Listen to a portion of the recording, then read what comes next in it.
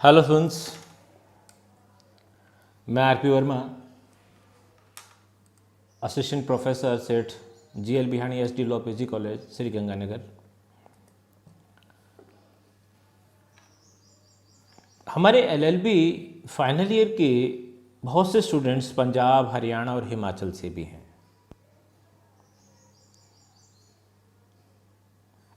बहुत सारे स्टूडेंट्स की एक समस्या रहती है राजस्थान लैंड लॉज को समझने की।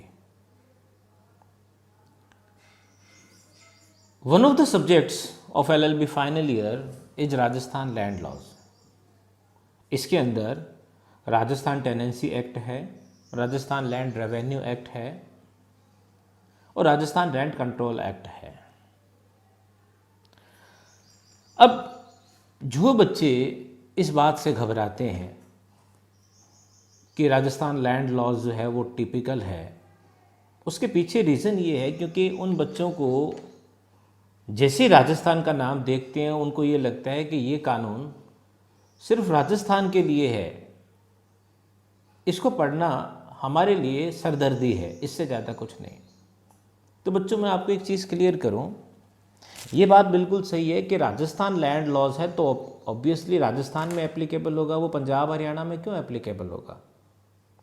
लेकिन आप एक बात देखिएगा कि क्या बाकी स्टेट्स में रेंट और रेवेन्यू की डेफिनेशन डिफरेंट है? क्या वहाँ एग्रीकल्चर की डेफिनेशन कुछ अलग है? क्या वहाँ किसान किसी और को कहते हैं और यहाँ किसान की डेफिनेशन कुछ अलग है? क्या जमाबंदी, दस्तूर गवई, तहसीलदार, पटवारी, इनके काम अलग अलग हैं? क्या नलबट की कंसेप्ट और किसी स्टेट में नहीं है? क्या सब टेनेंट शिकमी सिर्फ राजस्थान में है, किसी दूसरे स्टेट में नहीं है? तो एक तो आप अपने दिमाग में ये बात बिठा लीजिए कि जो बेसिक कंसेप्ट्स हैं, जो डेफिनेशंस हैं, वो किसी भी स्टेट्स में चले जाएं डिफरेंट नहीं है। और सब्जेक्ट तो पास करना ही है। और राजस्थान वाले बच्चे तो ये समझ लें कि ये उनके लिए बहुत इम्पोर्टेंट पार्ट है। अगर वो प्रैक्टिस में है तो ये सब्जेक्ट आपके बहुत काम आएगा। और पहले ये राजस्थान जुडिशरी का भी एक बहुत अच्छा खासा हिस्सा रह चुका है। राजस्थान रेंट कंट्रोल तो अभी भी हमें पढ़ना है। तो चलिए स्टूडेंट्स, हम ज़्यादा टाइम ना लगाते हुए आज राजस्थान टेनेंसी एक्ट 1955 शुरू कर रहे हैं। आज पहले दिन मैं कुछ डेफिनेशंस आपके सामने क्लियर करूंगा। स्टडी मटेरियल की अगर हम बात करें तो आपको इजीली राजस्थान टेनेंसी एक्ट का बेयर एक्ट मार्केट में अवेलेबल हो जाएगा, कोई प्रॉब्लम नहीं है। बुक की अगर बात करें तो यहाँ पे हमारे पास doctor Anil Kaushik, retired dean law department, Maharaja Ganga Singh university, sir की एक किताब है। बुक हिंदी में है लेकिन आपको टाइटल सारे इंग्लिश में मिल जाएंगे, कोई प्रॉब्लम नहीं है। जो मेरे इंग्लिश मीडियम के स्टूडेंट्स हैं उनको भी मैं यही बुक रेफ़र करता हूँ, क्योंकि हमारे पास इससे अच्छी बुक और नहीं है। अब बात करते हैं राजस्थान टेनेंसी एक्ट के। तो देखिए बच्चों, राजस्थान टेनेंसी एक्ट जो है वो राजस्थान में लागू हुआ 15 अक्टूबर 1955 को।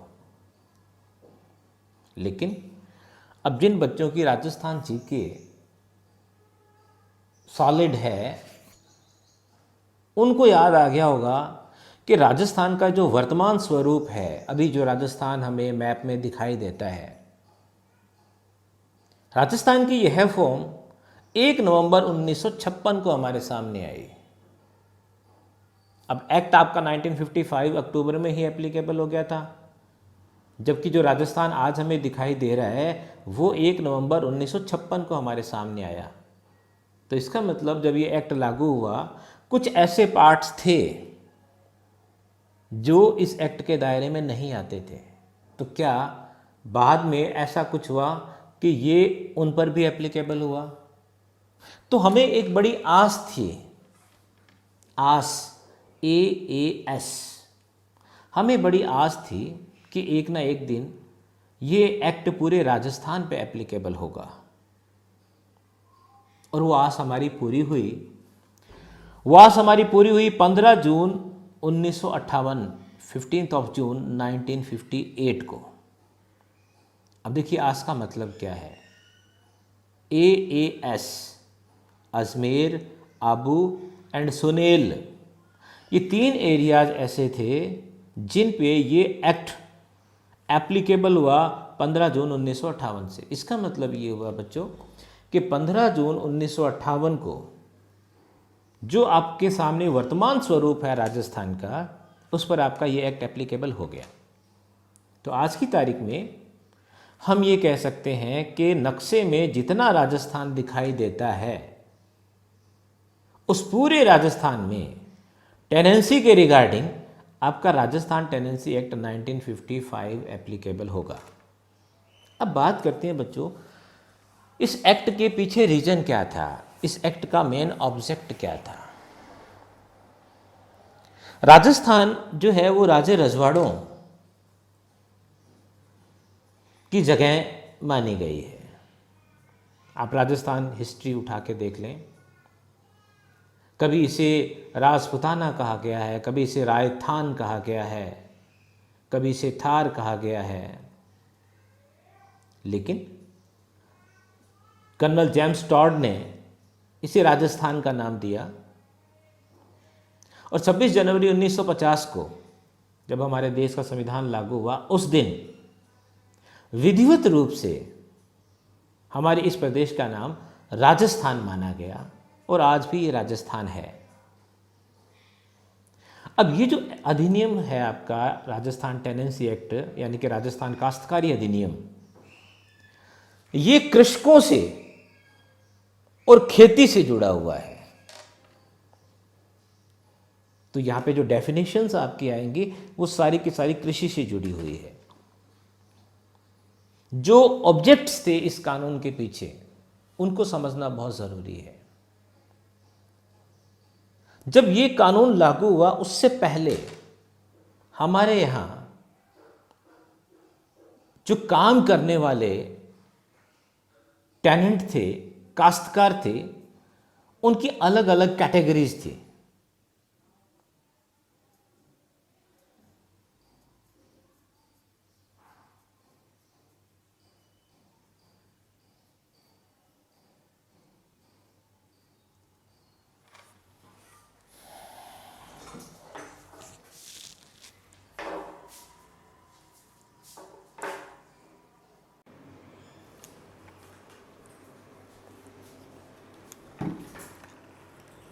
अब देखिए बच्चों, डेफिनेशन शुरू करने से पहले हम ये देखते हैं कि जो राजस्थान टेनेंसी एक्ट था हमारा, इसके ऑब्जेक्ट्स क्या हैं। बहुत सारे ऑब्जेक्ट्स हैं, कुछ मेन ऑब्जेक्ट्स जो है वो हम यहाँ डिस्कस करें। सबसे पहला जो ऑब्जेक्ट है वो है कि जो भी टेनेंट्स हैं यानी कि काश्तकार हैं, उनके प्राइमरी राइट्स डिफाइन करना। भाई उनके प्राइमरी राइट्स क्या हैं, ये इस एक्ट का एक बहुत बड़ा ऑब्जेक्ट है। और दूसरा ऑब्जेक्ट कि जो टेनेंट्स हैं जिनको आप प्राइमरी राइट्स प्रोवाइड कर रहे हैं, ये पता लगाना कि एक्चुअल में टेनेंट है कौन। क्योंकि आप देखिएगा इस कानून के लागू होने से पहले जो डिफरेंट क्लासेस थी, कुछ लोग जो अपने आप को मालिक ऑफ द प्रॉपर्टी कहते थे, जिसमें आपके जागीरदार, बिश्वेदार, खेवटदार, इस तरह के लोग शामिल थे। कुछ लोग जिनको प्रॉपर्टी अलॉटेड थी, गवर्नमेंट के पास जिनका रिकॉर्ड था, सारे के सारे खातेदार थे। कुछ लोग ऐसे थे जो किसी पर्टिकुलर लैंड पे कल्टीवेशन, फार्मिंग तो कर रहे थे, लेकिन उनका कोई रिकॉर्ड नहीं था गवर्नमेंट के पास, तो वो सब गैर खातेदार थे। और कुछ लोग ऐसे थे जो वास्तव में खेती करते थे, लेकिन ये दिहाड़ी मजदूरी वाले लोग थे, लेबर करने वाले लोग थे, जिनको एक सर्वेंट की तरह ट्रीट किया जाता था। उनके प्राइमरी राइट्स का कोई मतलब नहीं था। तो ऐसे लोगों को, जिनको हम शिकमी या सब टेनेंट कहते हैं, ऐसे लोगों को भी डिफाइन करके उनको प्रॉपर्टी अलॉट करना और उनके प्राइमरी राइट्स क्रिएट करना। तो इस तरह से बहुत अच्छे एक ऑब्जेक्ट्स थे इस कानून के। अब हम डेफिनेशंस की बात करें तो सेक्शन 5 के अंदर डेफिनेशंस दी हुई हैं। डेफिनेशन पढ़ने से पहले आपको क्लासेस के बारे में क्लियर होना चाहिए, क्योंकि आगे भी जब आप क्वेश्चंस पढ़ेंगे तो कहीं खातेदार, कहीं गैर खातेदार, कहीं खुद कास्त, इस तरह के जो शब्द आपके आएंगे वो आपको परेशान करेंगे। तो सबसे पहले आप इनको अच्छे से क्लियर कर लीजिएगा। सेक्शन 5 के अंदर जो डेफिनेशंस दी हुई है बच्चों, वो डेफिनेशंस सारी आपकी अल्फ़ाबेटिकल है। अल्फ़ाबेटिकल डेफिनेशंस में एक बहुत अच्छा फ़ायदा हमें ये मिलता है कि ये याद इजीली हो जाती हैं। आप ये देखिएगा ए पे कितनी डेफिनेशंस आती हैं, बी पे कितनी आती हैं। जैसे कि कंपनी लॉ में मैंने आपको बताया था सारी अल्फ़ाबेटिकल डेफिनेशंस हैं आपकी।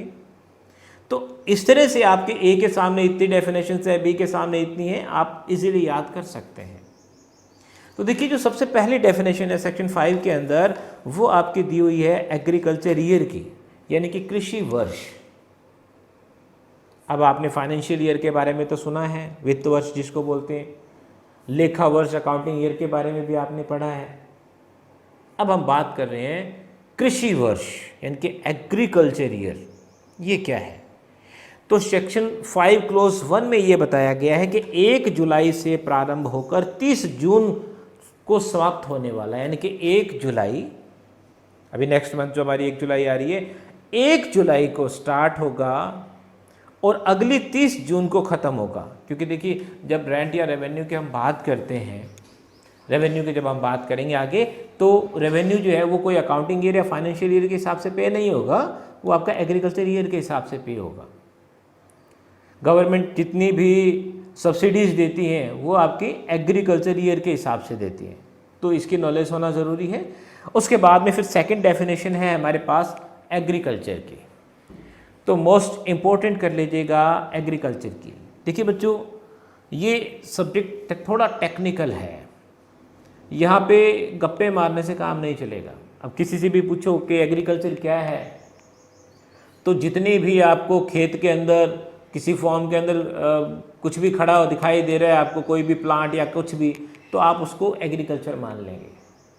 लेकिन यहाँ देखिएगा सेक्शन 5 क्लोज 2 आपका क्या कह रहा है। सेक्शन 5 क्लोज 2 आपका ये कह रहा है agriculture shall include horticulture, cattle breeding, dairy farming, poultry farming and forestry development. अब कैसे याद करेंगे, आप 2 वर्ड याद कर लीजिएगा। HDFC बड़ा पॉपुलर बैंक है, आपको पता ही है। एक तो आप HDFC वर्ड याद कीजिएगा, एक आप वर्ड याद कर दीजिएगा CPT। ये जो आपके लेटर्स हैं HDFC और CPT, ये आपको याद दिला देंगे कि एग्रीकल्चर में क्या क्या इंक्लूड है। तो देखिएगा HDFC के अंदर H का मतलब है हॉर्टिकल्चर, D मतलब डेयरी फार्मिंग, F मतलब फॉरेस्ट्री डेवलपमेंट, वानिकी विकास जिसको अपन बोलते हैं, C मतलब कैटल ब्रीडिंग। तो HDFC। उसके बाद में फिर आपका CPT है। तो CPT के अंदर C का मतलब हो गया कॉफ़ी। अगर आपने कॉफ़ी का बाग लगाया हुआ है तो कॉफ़ी से जो इनकम हो रही है वो भी एक एग्रीकल्चर इनकम है, तो इसका मतलब कॉफ़ी का उत्पादन भी क्या है, एग्रीकल्चर की डेफिनेशन में आएगा। फिर आपका है P पोल्ट्री फार्मिंग, जो मुर्गी पालन, ये भी आपका एग्रीकल्चर की डेफिनेशन में आएगा। फिर आपके पास आता है T, यानी कि अगर आपके चाय के बागान हैं, आप चाय की खेती कर रहे हैं, तो ये भी आपका एग्रीकल्चर की डेफिनेशन में आएगा। तो इसका मतलब यहाँ अपनी मर्जी से जो चीज़ आपके दिमाग में आ जाए वो आपको नहीं लिखनी। जो सेक्शन 2 जो आपके क्लोज 2 के अंदर, सेक्शन 5 के क्लोज 2 के अंदर जो बताया हुआ है वो चाय और कॉफ़ी को छोड़ के बताया हुआ है। चाय और कॉफ़ी की कंसेप्ट जो है वो आपका एक जुडिशियल अप्रोच है, तो ये थोड़ा सा ध्यान रखिएगा। एग्रीकल्चर की डेफिनेशन बहुत इंपॉर्टेंट है। दोबारा फिर बता रहा हूँ, horticulture, dairy farming, forestry development, cattle breeding, coffee, poultry farming and T, ये सब आपके किस में आ जाएंगे? एग्रीकल्चर में आ जाएंगे। कुछ लोग जूट की खेती करते हैं, तंबाकू जो है उसकी खेती की जाती है, ये आपके एग्रीकल्चर की डेफिनेशन में इंक्लूड नहीं है। फिर तीसरी डेफिनेशन आती है आपकी एग्रीकल्चरलिस्ट, यानी कि जिसको अपन बोलते हैं कृषक। तो अब आप देखिएगा, कोई व्यक्ति जो ऊपर एग्रीकल्चर अपनी होल्डिंग में ये काम कर रहा है, चाहे वो हॉर्टिकल्चर का काम कर रहा है, चाहे वो डेयरी फार्मिंग का काम कर रहा है, चाहे वो पोल्ट्री फार्म चला रहा है, तो जो एग्रीकल्चर की डेफिनेशन में जो जो आपको बातें बताई हैं, अगर उससे उसका बिजनेस जुड़ा हुआ है, उसकी लिवलीहुड, उसकी आजीविका, उसकी अर्निंग उससे जुड़ी हुई है, तो वो कृषक है। इसका मतलब एक आदमी अगर एक साथ दो काम कर रहा है, इधर वो एग्रीकल्चर से भी जुड़ा हुआ है और इसका दूसरा कोई बिजनेस भी है, या किसी जॉब में है, इवन गवर्नमेंट जॉब में है, तो आप ये देखिएगा कि उसकी जो इनकम आ रही है उसका मैक्सिमम पार्ट अगर एग्रीकल्चर में आ रहा है तो वो एग्रीकल्चरिस्ट यानी कि कृषक है। और अगर माइनर पार्ट उसका एग्रीकल्चर से आ रहा है और बाकी उसका खुद के बिजनेस या दूसरे किसी बिजनेस से आ रहा है, तो उसे हम यहाँ पे एग्रीकल्चरिस्ट नहीं मानेंगे। अब एक आदमी अगर मान लीजिए किसी बैंक में क्लर्क लगा हुआ है और उसकी जो टोटल अर्निंग है उसका 70-80% एग्रीकल्चर से आ रहा है, तो यहाँ पर वो एग्रीकल्चरिस्ट है। लेकिन उसकी जो टोटल इनकम है उसका कुछ हिस्सा, एक माइनर हिस्सा एग्रीकल्चर से आ रहा है, बाकी उसकी जो सैलरी है उससे उसका काम चल रहा है, तो यहाँ पर उसे एग्रीकल्चरिस्ट नहीं माना जाएगा। उसके बाद में फिर आप देखिए हमारे पास नेक्स्ट आ जाता है बिस्वेदार। तो देखिएगा आगे बिस्वेदार भी है, फिर जागीरदार भी आएगा। तो एक बिस्वेदारी प्रथा थी, उसके अंदर कुछ लोगों को पूरे के पूरे गांव दे दिए गए कि भाई ये प्रॉपर्टी अब आपकी है, ये गांव आपके अंडर में है, या गांव का एक बहुत बड़ा हिस्सा उनके नाम कर दिया गया। ये लोग अब उस प्रॉपर्टी के मालिक हो गए थे, तो वो सारे के सारे आपके बिस्वेदार हैं। ये आपका है सेक्शन 5 क्लोज 5 के अंदर। तो आप विस्वेदार, ये वैसे इंपॉर्टेंट नहीं है डेफिनेशन, लेकिन आगे जब आप क्वेश्चंस करेंगे तो उसमें ये वर्ड बारी बारी आएंगे। फिर उसके बाद में आप देखिएगा विस्वेदार के बाद में फिर आ जाता है आपका सेक्शन 5 का क्लोज 9। इसको इंपॉर्टेंट कर लीजिएगा, क्रॉप्स यानी कि फसल।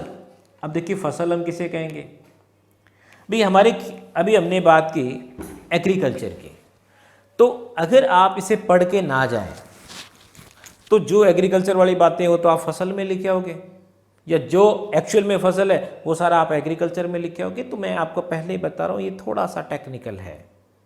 तो देखिएगा क्लोज 9 आपका ये कह रहा है कि crop shall include shrubs, plant and climbers, यानी कि जो पौधे हैं, झाड़ियां हैं, छोटे वृक्ष हैं, वो सारे के सारे आपके फसलों में शामिल होंगे।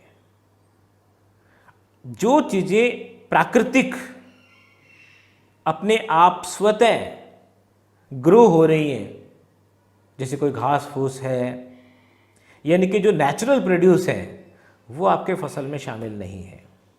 इसी तरह से जो जानवरों का चारा है, फॉडर है, वो भी आपका यहाँ क्रॉप में शामिल नहीं है। अब इसके पीछे भी आप लॉजिक समझ लीजिए। भाई बहुत तेज़ बारिश हो गई, ओले गिर गए, तो ऐसी सिचुएशन के अंदर क्वेश्चन ये उठता है कि क्या यहाँ पे जो कृषक है गवर्नमेंट उनको मुआवजा दे? बिल्कुल गवर्नमेंट मुआवजा देती है, लेकिन अगर यहाँ पे कोई नेचुरल प्रोड्यूस है वो खराब हो गया है तो गवर्नमेंट उसके लिए लायबल नहीं है। गवर्नमेंट उसके लिए किसी भी तरह का कोई कंपनसेशन जो है वो प्रोवाइड नहीं करती। तो ये ध्यान रखिएगा। इसके अंदर आपके पास 3 चीज़ें शामिल हैं, जो छोटे वृक्ष हैं, झाड़ियां हैं और पौधे हैं। बेलें जैसे आपकी गुलाब की झाड़ियां हैं, कोई मेहंदी की झाड़ियां हैं, केले हैं, पपीते हैं, ये सब आपके इसमें इंक्लूड हैं। फिर उसके बाद हम बात करते हैं नेक्स्ट जो हमारे पास डेफिनेशन है वो क्लोज 10 के अंदर आपकी है स्टेट, जिसको अपन बोलते हैं संपत्ति, और 11 है आपका स्टेट होल्डर यानी कि संपत्ति धारक। तो यहाँ पर भी ये देखिएगा कि जो संपत्ति धारक हैं आपके स्टेट होल्डर जो हैं आपकी, ये कौन है? तो जो विश्वेदार जागीरदार जो अपने आप को मालिक, उनको यहाँ पे स्टेट होल्डर कहा गया है। हालांकि ये सारी की सारी बातें आप आगे समझेंगे कि ये सारे के सारे जो मतलब पद जो थे इनके वो सब खत्म कर दिए गए, अब सिर्फ खातेदार और गैर खातेदार है, लेकिन ये वर्ड्स आपके आगे आएंगे इसलिए इनको यहाँ डिफाइन किया गया है। तो जो स्टेट होल्डर थे यानी कि विश्वेदार और जागीरदार, उनकी जो संपत्तियां थी उनको स्टेट या संपत्ति कहा गया है क्लोज 10 के अंदर। उसके बाद में फिर हमारे पास एक इंपॉर्टेंट पार्ट है इसका, और वो है ग्रांट 12 के अंदर, और 13 में है ग्रांट एट फेवरेबल रेट। तो अपन सिर्फ एक बार ग्रांट समझते हैं। जो क्लोज 12 है आपका, उसके अंदर ग्रांट, तो जहाँ पर भी ये लिखा हुआ है कि ये प्रॉपर्टी ग्रांटेड है, तो वो प्रॉपर्टी अलॉटेड यानी कि वो प्रॉपर्टी पहले आपके नाम नहीं थी, आप कोई जागीरदार या विश्वेदार नहीं थे, बाद में गवर्नमेंट ने वो प्रॉपर्टी आपको अलॉट की है। तो जहाँ पे भी ग्रांट वर्ड आएगा उसका मतलब यही होगा, क्योंकि जब अपन अबांडन का चैप्टर पढ़ेंगे, अबांडन, एक्सटिंक्शन, सरेंडर, तो वहाँ पे ये वर्ड बहुत काम आएगा। तो अगर गवर्नमेंट ने आपको कोई प्रॉपर्टी अलॉट की है तो वो आपके क्लोज 12 के अकॉर्डिंग ग्रांटेड है। फिर उसके बाद में दो बहुत इंपॉर्टेंट डेफिनेशंस है आपके 14 और 15 में, grove holder and grove land. देखिएगा, grove holder and grove land. तो पहले अपने 15 में जो ग्रोव लैंड है वो समझें। भाई आपके पास एक होल्डिंग है जहाँ पे आप अपनी खेती बाड़ी कर रहे हैं, एक आपके पास पर्टिकुलर पीस ऑफ लैंड है, उसके अंदर आप अपनी एग्रीकल्चर चला रहे हैं, अपनी एग्रीकल्चर इनकम क्रिएट कर रहे हैं। अब उसमें झाड़ियाँ भी हैं, पेड़ भी हैं, पौधे भी हैं, बहुत कुछ है।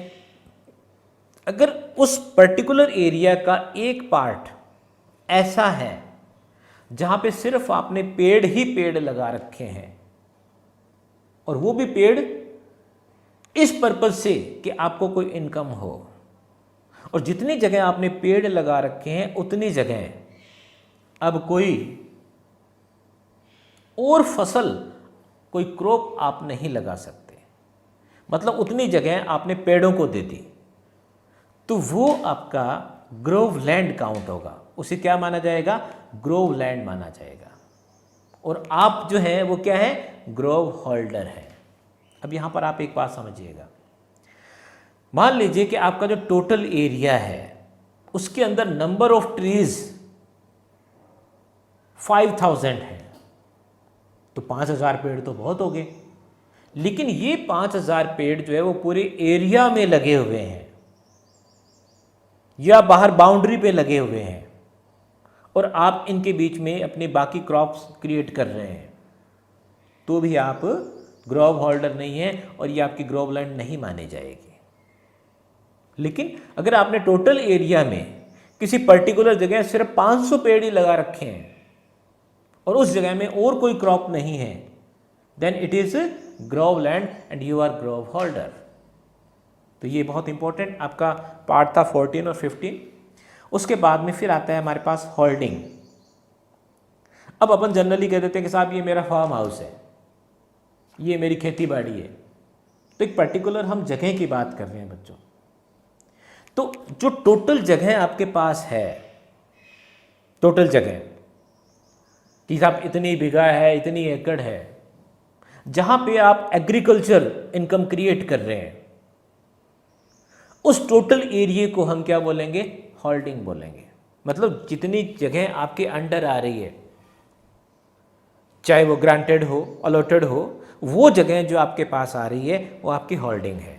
तो आप देखिएगा जो 17 है उसकी लैंग्वेज है holding shall mean a parcel और parcels of land held under one lease, engagement और in absence of such lease engagement और grant under one tenure and shall include in the case of an ijaredar और thekedar the इजरा और ठेका area. Language थोड़ी सी मुश्किल है, इसलिए जनरली मेरी आदत नहीं है कि मैं बुक लेके और बच्चों को पढ़ाऊँ, पर इसकी लैंग्वेज काफ़ी टिपिकल है। मैं कोशिश कर रहा हूँ आप लोगों को समझाने की। तो मैंने आपको एक बात बता दी कि गवर्नमेंट ने कोई चीज़, कोई प्रॉपर्टी जो है वो मुझे लीज पे दे दी, तो जितनी प्रॉपर्टी मुझे मिली है, पूरा राजस्थान तो मिला नहीं, एक parcel of land, piece of land ही मिला होगा, तो जितनी मुझे प्रॉपर्टी मिली है वो होल्डिंग है। इसका मतलब अगर मुझे लीज पे मिली है या मेरे को कोई ग्रांट हुई है या कोई और अदरवाइज इंगेजमेंट है पर्टिकुलर प्रॉपर्टी, तो वो क्या है, होल्डिंग है। अब अगर आपने कोई प्रॉपर्टी ठेके पे ली है, किसी और को लीज पे मिली हुई थी लेकिन आपने ठेके पे ली है, तो वो प्रॉपर्टी जब तक आपका ठेका चलेगा एक पर्टिकुलर टाइम के लिए, अब वो यहाँ पे ग्रांटेड काउंट नहीं हो रहा, तो वो जो आपको ठेके पे जो प्रॉपर्टी आपको मिली हुई है जिस पे अब आप एग्रीकल्चर इनकम क्रिएट करने वाले हैं, उसे भी हम क्या बोलेंगे, होल्डिंग बोलेंगे। तो उसके बाद में फिर हमारे पास आ जाता है 18 में आपका इजरा ठेका। तो अगर कोई प्रॉपर्टी, भले ही वो मुझे लीज पे नहीं मिली हुई, आपको लीज पे मिली हुई है, आपको वो प्रॉपर्टी अलॉटेड है, लेकिन अगर मैं वहाँ पे उस प्रॉपर्टी को ठेके पे लेके अगर वहाँ पे एग्रीकल्चर इनकम क्रिएट कर रहा हूँ, तो मैं वो प्रॉपर्टी आपकी इजरा या ठेका मानी जाएगी। मेरे लिए तो होल्डिंग ही है ना, इसीलिए वो होल्डिंग की डेफिनेशन में इंक्लूड होगी, लेकिन एक पर्टिकुलर टाइम के लिए। तो मेरे लिए वो इजरा या ठेका है और मैं इजरेदार या ठेकेदार हूँ। उसके बाद में आप देखिएगा फिर एक बहुत इंपॉर्टेंट पॉइंट है आपका इम्प्रूवमेंट। इस पे आपको एक ऐसे टाइप क्वेश्चन भी तैयार करना पड़ेगा।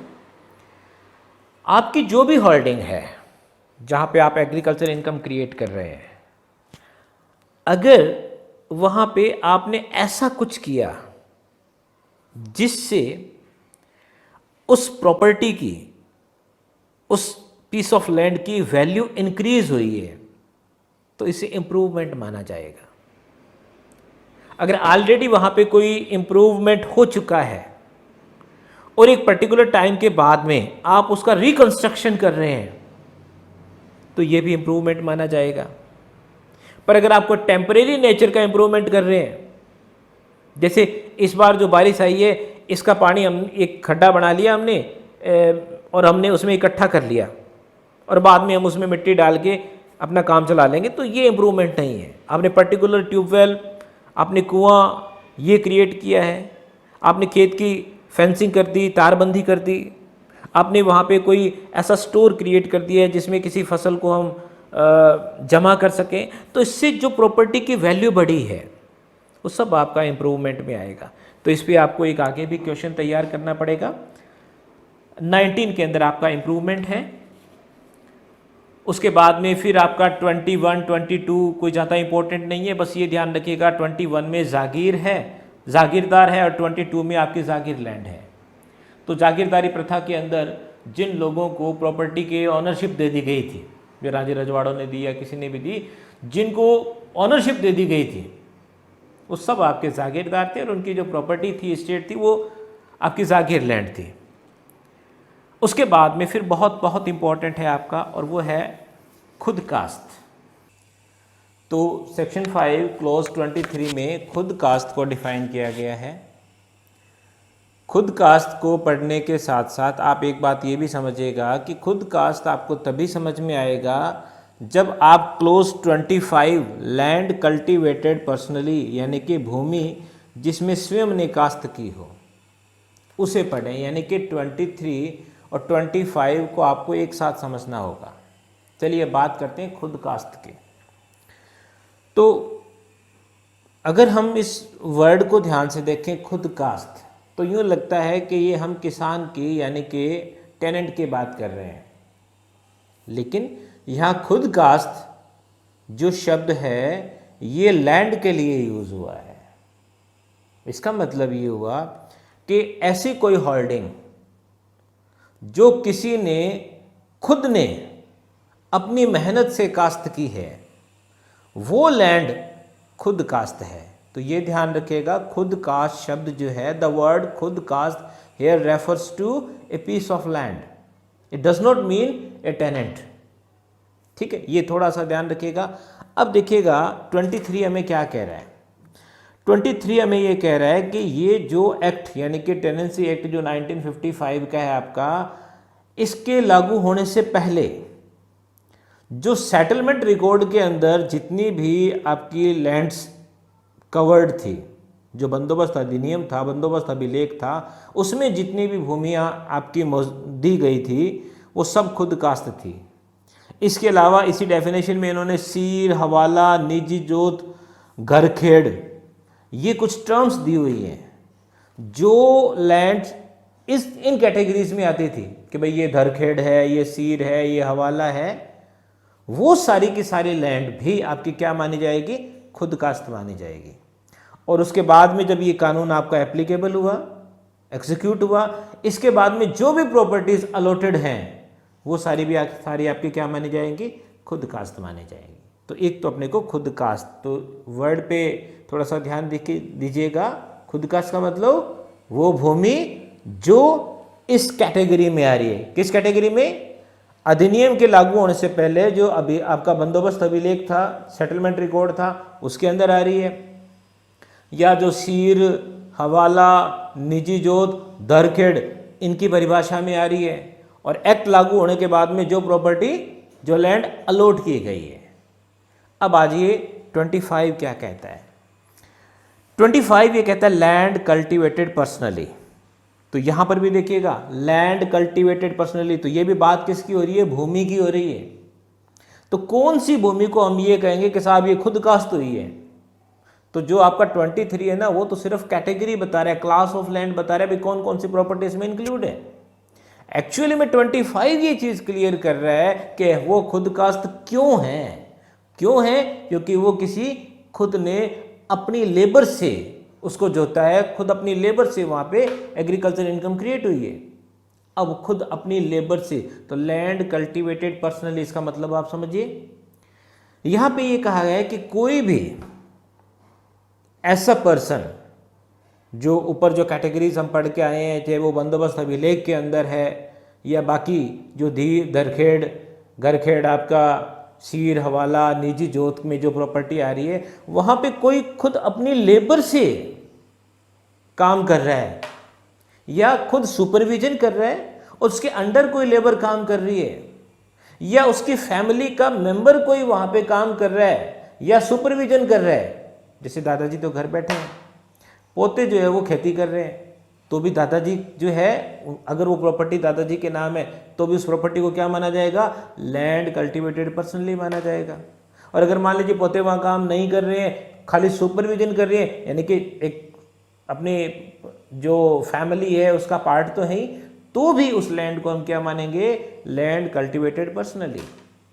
अब अगर मान लीजिए कोई ऐसा सैनिक है, चाहे वो जल सेना में हो, वायु सेना में हो, थल सेना में हो, किसी भी तरह की आर्मी में हो, तो वो तो अपनी जॉब में, वो जॉब में है, फिर भी अगर उसके नाम कोई प्रॉपर्टी अलॉटेड है या इस एक्ट से पहले कोई सेटलमेंट रिकॉर्ड के अंदर अगर कोई प्रॉपर्टी उसके नाम है, तो उसको भी यहाँ पे भले ही उसकी खुद की लेबर नहीं है, उसका सुपरविजन नहीं है, उसकी लैंड को भी लैंड कल्टीवेटेड पर्सनली माना जाएगा। इसी तरह से मान लीजिए कि कोई माइनर है या कोई विडो है, वो अगर वहाँ पे खुद सुपरविजन नहीं कर रहे हैं, तो भी उनके रिगार्डिंग जो लैंड है उसको लैंड कल्टीवेटेड पर्सनली माना जाएगा। इसी तरह से अगर कोई ऐसा लड़का है जिसकी उम्र अभी 25, मतलब कोई भी पर्सन है जिसकी उम्र अभी 25 साल की नहीं हुई है और वो किसी रिकॉग्नाइज्ड यूनिवर्सिटी का स्टूडेंट है, तो वो तो पढ़ रहा है, वो पढ़ रहा है, वहाँ अपनी प्रॉपर्टी पे वो मौजूद नहीं है, फिर भी उसकी लैंड कल्टीवेटेड पर्सनली मानी जाएगी। तो ये बच्चों आपका 23 और 25 को अगर आप एक साथ पढ़ेंगे तो ही ये आपका एक इम्पॉर्टेंट पार्ट बनता है। और इसके अलावा बहुत सारी डेफिनेशंस आपकी और हैं, लेकिन वो हम नेक्स्ट सेशन में करेंगे। तो उम्मीद करता हूँ कि ये डेफिनेशंस आपको समझ आ गई होगी। अगर आपने अभी तक चैनल सब्सक्राइब नहीं किया तो आप पहले तो चैनल को सब्सक्राइब कीजिएगा, बेल आइकन को प्रेस कीजिएगा ताकि आपको नोटिफिकेशन मिलता रहे। आपको मैं ये भी बात क्लियर कर दूं कि लैंड लॉ के रिगार्डिंग आपके कोई भी वीडियो यूट्यूब पर जो है वो किसी ने अपलोड नहीं की है, और 2-2 मिनट 3-3 मिनट से कोई चैप्टर आपका पॉसिबल नहीं है कि हो जाए। मैं कोशिश करूँगा कि फुल सेशन जो है वो आपको समझाता रहूँ। Thank you students, thank you very much.